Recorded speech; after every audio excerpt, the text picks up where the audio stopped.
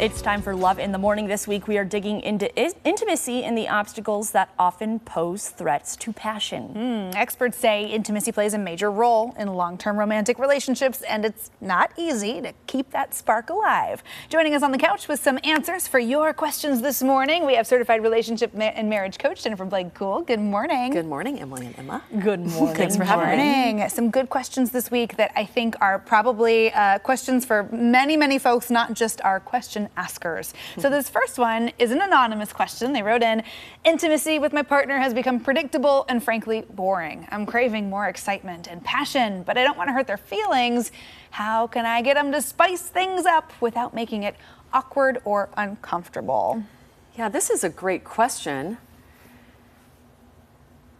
Don't make assumptions about how your love partner feels about your physical intimacy. I mean, this is a very vulnerable topic. I know I'm stating the obvious, but anything to do with physical intimacy with our partners, whether we're in a newer relationship or in a very long-term one, it requires pretty much all of our vulnerability. You know, a lot of our normal human insecurities hide underneath our physical intimacy needs and wants and desires. And sometimes we can humanly be more open, and sometimes we can humanly be completely uncomfortable discussing that. So I'd love to start with, you know, don't assume how your partner feels about your intimacy. Also, I love how you stated, I think if I recall correctly, you said, I want them to spice things up. You take the lead. You be the one to insert spice. You don't necessarily, you might not have all the answers about what to do, but taking the lead can also be sparking the uncomfortable conversation. Well, and it sounds like they might also be a little, you know, wary of making things awkward or uncomfortable. Absolutely. Totally normal. So whether you're, you know, asking for something or taking the lead, how do you have that conversation in a way that doesn't make it awkward and uncomfortable or turn into a fight? Or help it if it is just a little bit awkward. Yeah. That's a great question. And I will say that of all the couples that I've had the honor of sitting in front of and having this conversation, most of the time it comes out where, oh, hey, I feel similar. Hey, I'm really glad you brought this up. Hey, I've been dying to really, you know, talk about this. So, you know, do take charge on that. But to answer your great question, Emily, talk about and hone in on all of your positive intention. This is a beautiful problem to have in a love relationship.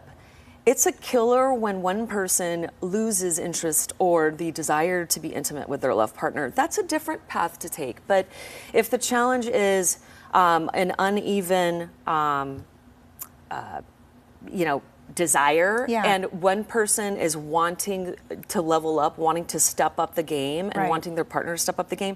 I mean, I call that a good problem. It's a quality problem. One of you doesn't want out, and just one of you wants more. Yeah, one of you wants more. So really honing in on, okay, yes, it's easy to think that this is uncomfortable, but let's hone in on, you know, what is the goodness that you want to come from this? Like, hey, partner, I'm totally still attracted to you.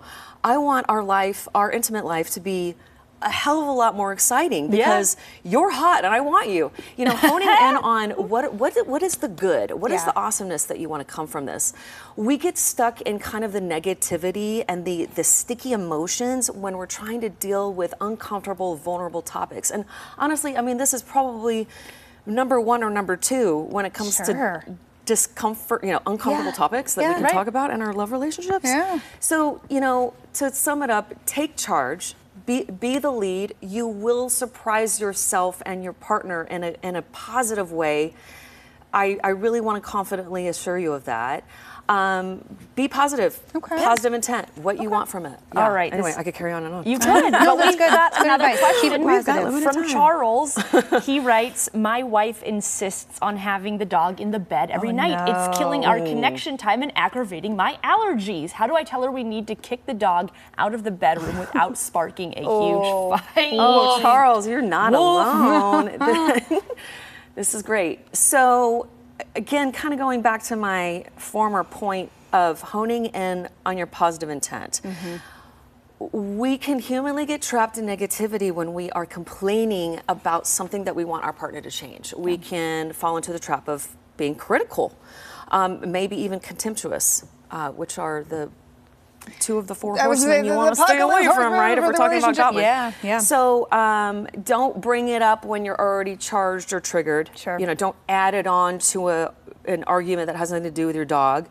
Come to them with what you need, the positive intent. Again, hey, lover, I want to feel good in the morning. I want to be a better partner to you. I want to feel fresh in the morning. If the dog's in the bed, my allergies suffer. I know you love the dog. I know it's a sacrifice for you as well. Yeah.